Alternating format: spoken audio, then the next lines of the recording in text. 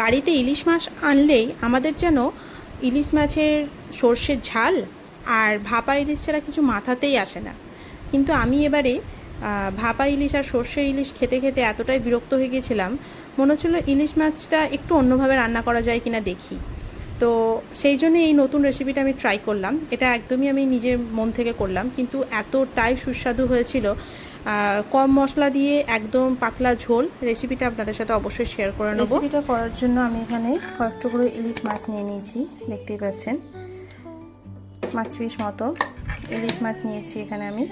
আচ্ছা, এখানে নিয়েছি আমি কতগুলো পেঁয়াজ, আমি 2-3টে পেঁয়াজ এখানে, আর তার সঙ্গে 3-4 কোয়া আদা আমি এখানে পেস্ট করে নিয়েছি একসাথে। এখানে আমি আলু এইভাবে কেটে নিয়েছি, আর এখানে মশলা আর লবণ আমি একসাথে নিয়ে নিয়েছি। এর আমি গ্যাসের মধ্যে একটা ফ্রাই প্যান দিয়ে আমি গ্যাসটাকে আমি অন করলাম। রান্নাটা আমি সরিষার তেলে করব, তাই এখানে কিছুটা প্রথমে সরিষার তেল দিয়ে দিলাম প্যানের মধ্যে। তেলটা আমি গরম হতে দেব। তেলটা গরম হয়ে গেলে প্রথমেই কেটে রাখা আলুগুলো সুন্দরভাবে ভেজে নেব।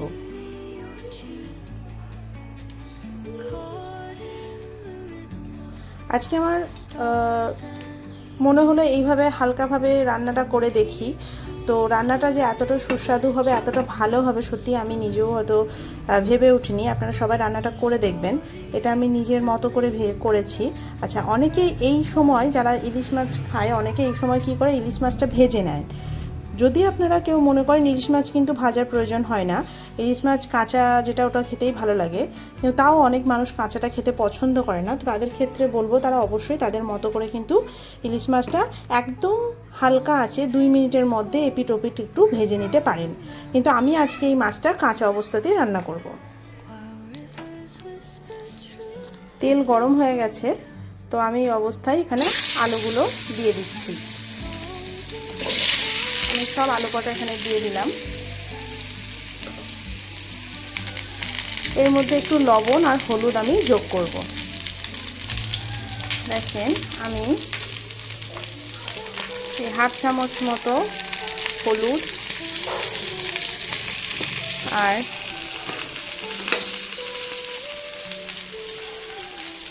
1 চামচ মতো লবণ আমি যোগ করলাম। এবার এটাকে আমি সুন্দর করে লাল করে আলুটাকে আমি ভেজে নেব।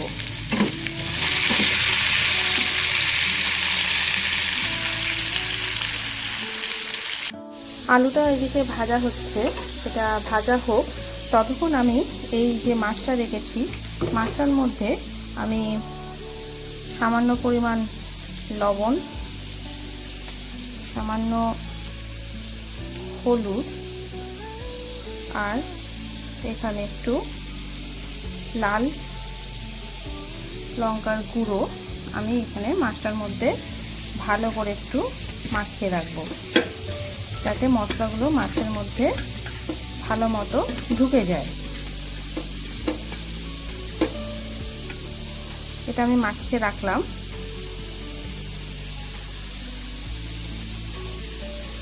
এদিকে আলুটা আমার ভাজা চলছে।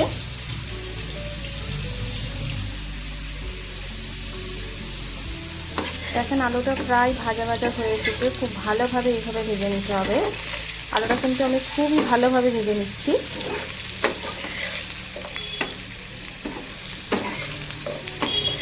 ইলিশ মাছ সেদ্ধ হতে বেশি সময় লাগে না, তাই ইলিশ মাছ বেশিক্ষণ আমরা নিতে রাখবো না। যাই হোক, আলুটা আমার ভাজা হয়ে গেছে।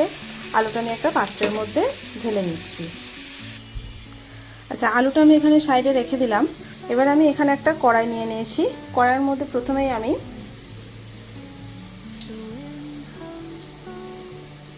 3 টেবিল চামচ মতো সর্ষের তেল আমি এখানে দিয়ে দিচ্ছি।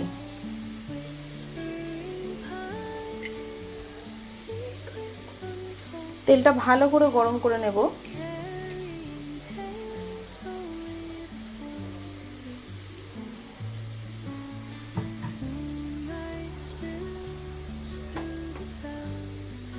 তেলটা ভালো করে আমি গরম করে নেব।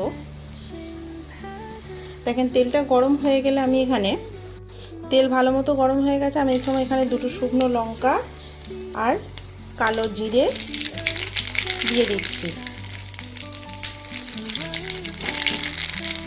এগুলো হয়ে গেলে আমি যে পেঁয়াজটা বেটে রেখেছিলাম, যাই হোক এক্ষেত্রে খুব সাবধানে করতে হবে, কারণ আমার যেহেতু এক হাতে ফোন ছিল আর এক হাতে আমি দিতে দিয়েছিলাম, তেলটা পুরো ছিটকে উঠেছিল। তো আপনারা এক্ষেত্রে একটু সাবধানে পেঁয়াজটা দেবেন। পেঁয়াজটা আমরা ভালো করে একটু লাল মতো করে ভেজে নেব।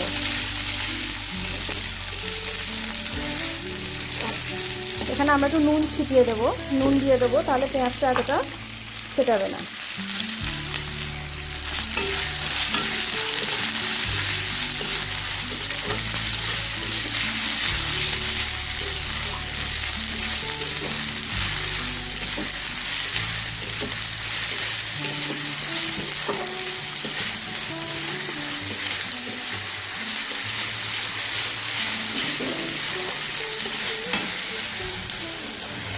পেঁয়াজটা একটু ভাজা ভাজা হয়ে এলে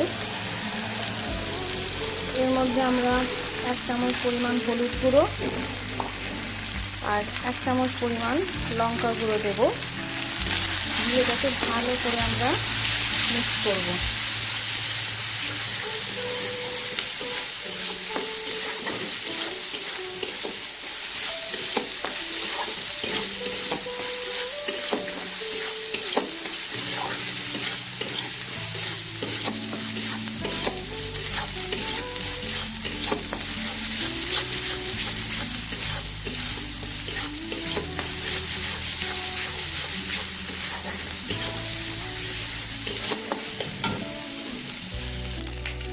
আমি যে পেঁয়াজ বাটা রেখেছিলাম সেটা থেকে আমি সামান্য পরিমাণ পানি এটার মধ্যে আমি দিয়ে দিচ্ছি বাটিটা ধুয়ে।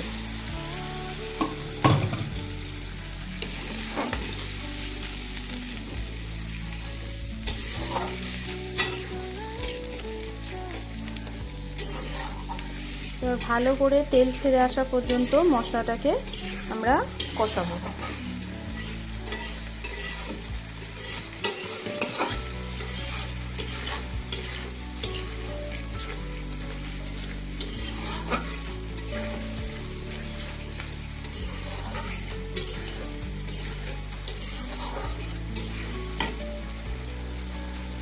দেখুন তেলটা একদম আমার ভালো মতো তেলে এসেছে, বোঝাই যাচ্ছে পরিষ্কারভাবে যে তেলটা কিভাবে উপরে উঠে এসেছে। এই সময় আমরা যে আলুটা ভেজে রেখেছিলাম সেই আলুটা এর মধ্যে দিয়ে দেব।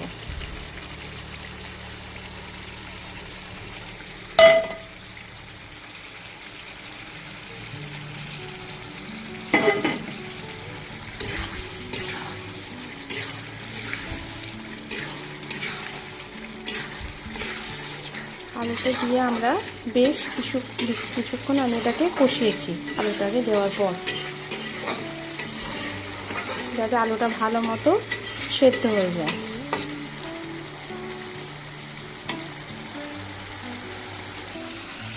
দেখেন আলু আমার ভালো মতো সেদ্ধ হয়ে গেছে। এই সময় যেহেতু আমি এটা পাতলা ঝোল করব, তো সেহেতু আমি 1 কাপ পরিমাণ একটু বেশি করে পানি এর মধ্যে দিয়ে দেব।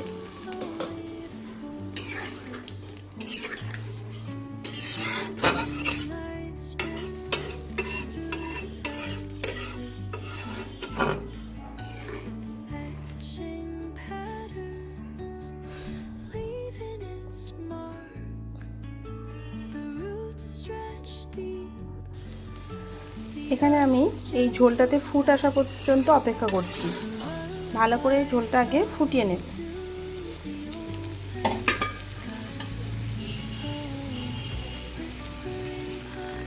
দেখুন মাছের ঝোলটা ভালো মতো ফুটে এসেছে।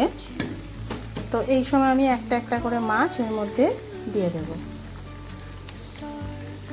ইলিশ মাছ দেওয়ার পর কিন্তু ঝোলটা বেশি নাড়া যাবে না, কারণ মাছটা ভেঙে যাওয়ার সম্ভাবনা থাকে।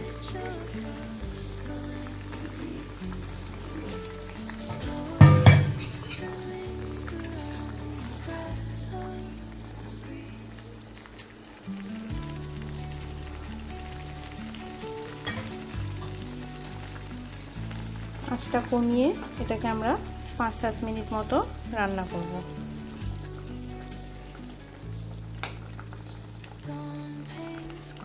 অবশ্যই এই সময় এটাকে আমরা ঢাকা দিয়ে দেবো।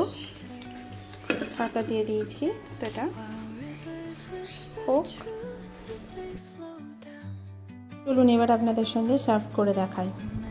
আমি শুধু মুখেই বলছি না, আপনারা অবশ্যই আমার এই রেসিপিটা একবার হলেও বাড়িতে ট্রাই করেন আর আমাকে কমেন্টে জানান কেমন লাগলো। আমি এই ব্যাপারে নিশ্চিত যে আপনাদের অনেক অনেক ভালো লাগবে। তো এটা খুবই একটা হালকার মধ্যে, মশলা দেখেছেন খুব কম পরিমাণে আমি মশলা দিয়েছি, মশলা দিইনি বলতে গেলে, শুধু লঙ্কা আর হলুদ গুঁড়ো ব্যবহার করেছি। এখানে কালো জিরেটা খুবই একটা আলাদা ফ্লেভার এনেছে, আপনারা একবার অন্তত খেয়ে দেখবেন। এবং ইলিশের একটা যে গন্ধ সেটাও সুন্দরভাবে বেরিয়েছে। ইলিশটা দেখেন খুব সুন্দর এখানে সেদ্ধও হয়ে গেছে, খুব ভালো। অবশ্যই রেসিপিটা আপনারা শেয়ার করবেন। টাটা।